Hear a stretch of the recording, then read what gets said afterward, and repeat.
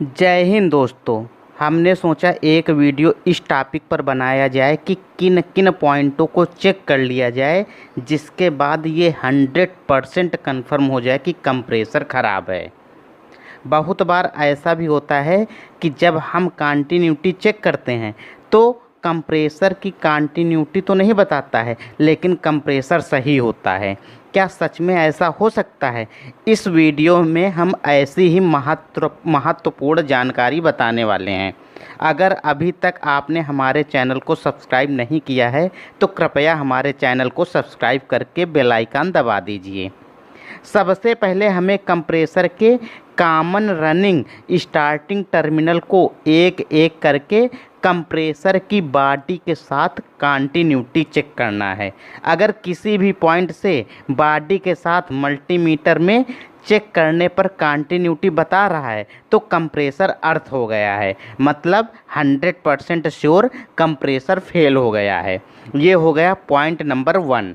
Next step में तीनों point common running starting की एक दूसरे से आपस में कंटिन्यूटी चेक करते हैं। आपस में कंटिन्यूटी चेक करते समय ये बात ध्यान रखना है, मान लीजिए आप किसी एसी का कंप्रेसर चेक करने गए, जब आप साइट पर पहुंचे तो आपने देखा कि एसी तो चल रहा है लेकिन कंप्रेसर नहीं चल रहा है, तो इस स्थिति में ये भी हो सकता है कि उस समय कंप्रेसर बहुत ज़्यादा हीट हो। अगर उस समय आप कंप्रेसर के तीनों पॉइंटों की आपस में कंटिन्यूटी चेक करेंगे तो हो सकता है उस समय तीनों पॉइंटों की एक दूसरे से आपस में कंटिन्यूटी ना बताए, क्योंकि कंप्रेसर के अंदर एक ओवरलोड प्रोटेक्टर लगा होता है जहां से वो कंटिन्यूटी को ब्रेक कराए रहता है। इसलिए जब आप कंप्रेसर ठंडा रहता है तभी आपको तीनों पॉइंटों की आपस में कंटिन्यूटी चेक करना है। जब कंप्रेसर बिल्कुल भी हीट नहीं है और आपस में तीनों पॉइंटों की कंटिन्यूटी चेक कर रहे हैं, मल्टीमीटर में अगर किसी एक पॉइंट की दूसरे पॉइंट के साथ कंटिन्यूटी नहीं बता रहा है तो इसका मतलब यह है कंप्रेसर के अंदर से वाइंडिंग ओपन हो गई है।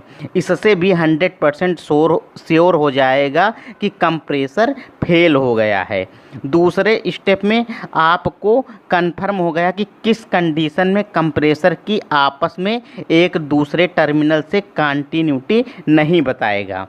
अगर कंप्रेसर अर्थ भी नहीं है और कंटिन्यूटी भी सही बता रहा है तो तीसरे स्टेप में कंप्रेसर को स्टार्ट करके एम्पियर चेक करेंगे। यदि कंप्रेसर स्टार्टिंग में ज़्यादा एम्पियर लेकर बंद हो रहा है तो हम नया रनिंग कैपेसिटर लगाकर चेक करेंगे। नया रनिंग कैपेसिटर लगाने पर भी नहीं चल रहा है तो अब स्टार्टिंग कैपेसिटर लगाकर या डायरेक्ट कंप्रेसर को स्टार्ट करके चेक करेंगे। कंप्रेसर को डायरेक्ट या स्टार्टिंग कैपेसिटर लगाकर कैसे चेक किया जाता है इसका एक अलग से वीडियो बनाकर अपलोड कर चुका हूं। अगर आपने अभी तक उस वीडियो को नहीं देखा है तो नीचे डिस्क्रिप्शन में लिंक है, वहां जाकर आप वीडियो देख लीजिए। ये सब करने के बाद भी कंप्रेसर नहीं चल रहा है तो कंप्रेसर हाई एम्पियर होकर फेल हो गया है। जितने पॉइंट हमने ऊपर बताएं ये सब सही हैं, तो ऐसा भी हो सकता है कि कंप्रेसर चल रहा है और ठीक ठाक एम्पियर भी ले रहा हो लेकिन सिस्टम कूलिंग नहीं कर रहा है। इस टाइप के केस में कंप्रेसर की पंपिंग चेक करना पड़ता है। कंप्रेसर की पंपिंग चेक करने के लिए कंप्रेसर का सक्शन और डिस्चार्ज लाइन ओपन होना चाहिए। अगर ओपन नहीं है तो ओपन कर लीजिए। ओपन करने के बाद डिस्चार्ज लाइन में प्रेशर गेज लगा लीजिए। अगर कंप्रेसर आउटडोर में फिट है तो बस आपको डिस्चार्ज लाइन और सक्शन लाइन के फ्लेयर को ओपन कर देना है। फिर डिस्चार्ज फिर डिस्चार्ज लाइन वाले वाल्व में प्रेशर गेज लगा लेना है। अगर कंप्रेसर ऐसी मशीन में फिट है जिसमें प्रेशर गेज लगाने के लिए वाल्व नहीं दिया है तो फिर आपको एक एनआरवी वाल्व कंप्रेसर के डिस्चार्ज लाइन में जोड़ना पड़ेगा।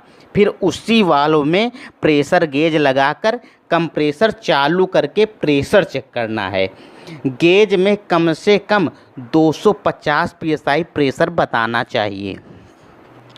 अगर 250 psi से कम प्रेशर बता रहा है तो कंप्रेसर की पंपिंग डाउन हो गई है। ऐसी भी कंडीशन में कंप्रेसर को फेल माना जाता है।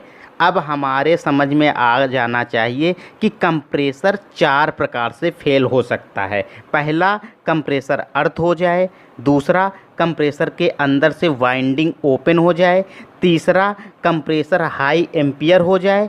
और चौथा, कंप्रेसर की पंपिंग डाउन हो जाए। उम्मीद करता हूँ अब आपको फेल कंप्रेसर कंफर्म करने में कोई भी डाउट नहीं होना चाहिए। जानकारी पसंद आई हो तो वीडियो को लाइक करके ज़्यादा से ज़्यादा शेयर कर दीजिए। आपका कोई प्रश्न या सुझाव है तो नीचे कमेंट्स बॉक्स में जाकर अपनी राय ज़रूर दें। धन्यवाद।